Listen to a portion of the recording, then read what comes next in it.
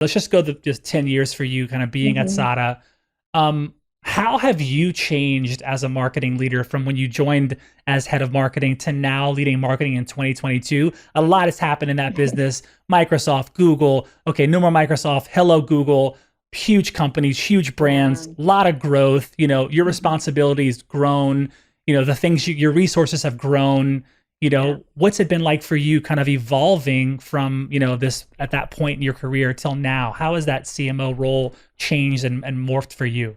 Well, initially when I started at SADA in early 2013, I was the first marketing leader. Tony and I first met just to discuss the goals, and it was really like we need to work on our brand. We need to make sure that we're have a demand generation engine that gets us customers directly so that we weren't dependent on our partners bringing deals to us. We had to source our own deals and build those relationships directly with the customers. So I was very hands-on for, many of the early years at SADA in running those campaigns myself and writing the content, setting up everything right for the web, and working with contractors initially uh, until I was able to really build out the team. And of course, the dynamics at that stage was a little different because we had two very strong,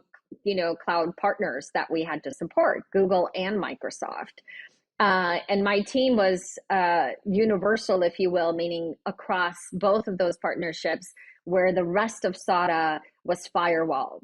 So we had a completely different team for Microsoft and a completely different team for Google, but marketing kind of stood above, both those teams to provide the services. So it was really difficult to establish a SADA brand when you're also trying to serve these two, you know, Yeah. global leaders, right, in cloud platforms. And so sometimes our brand was always diluted, a little bit because we were trying to sell the notion of go Google or go Microsoft, and then providing the services that came. So that what's really changed in since the divestiture of the Microsoft practice is that we're able to really focus and align on the why SADA piece and not just why Google, right? What Hmm. are we bringing to the customer directly? Because now we've built up enough reputation and credibility where we stand on our own and we're able to source our own business through all of our marketing channels,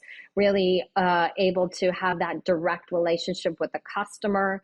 And build a stronger bond where we're able to now go back to them over and over again of like, what else can we do next together?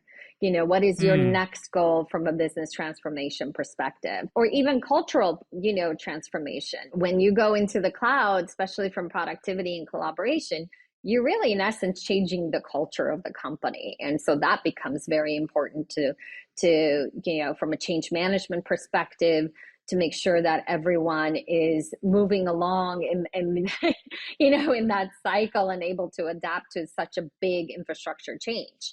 And so from the marketing perspective, we've really been able to tell a lot more of those success stories and bring those heroes to life, if you will. And so that I think has been the greatest joy of my career is just, not just doing collateral pieces, but changing our methods into bringing the customer story and the solutions to the forefront of everything that we do.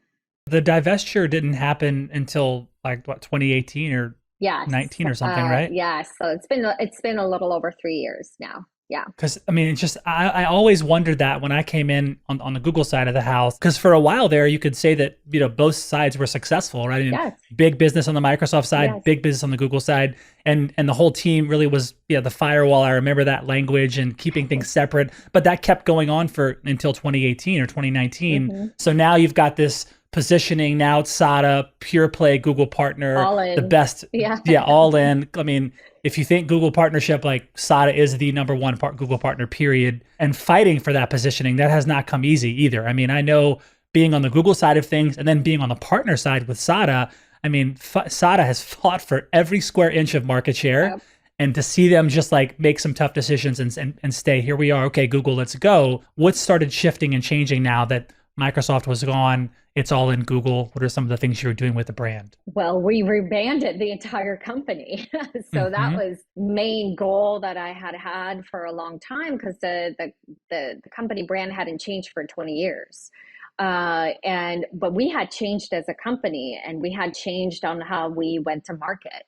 Our customers had changed. And so when the divestiture happened and we were just a lot more aligned on from a cultural piece and aligned with our partners, Google, we thought this is the right time to rebrand the company and bring some of that sophistication and growth into the brand as well. It was incredibly well received, both internally from the audience who love the new brand and feel connected with it, as well as our customers, and then of course our partners. We got nothing but rave reviews about the brand, and we still do, right? The messaging hit home for a lot of people. You know, we're bold, we're dynamic, and nonstop. It was just like really hitting on who we are as a company. And despite the fact that we've been around for 20 years, we still very much have that hunger, you know, and that startup mentality, if you will. Of fighting, as you said, for every inch of the market share that we can get. You know, we don't just rest on our laurels. Like we constantly function in a way of what's next, the next growth. How do we win this? You know, and that is across the board in the entire company from Tony down. Hey everyone, thanks for watching. This segment is brought to you by Salesforce. Salesforce brings marketing and engagement together. If you want to learn more, head over to salesforce.com/marketing. And please subscribe to this channel for more marketing insights from the world's best marketing leaders across the Fortune 500 and beyond.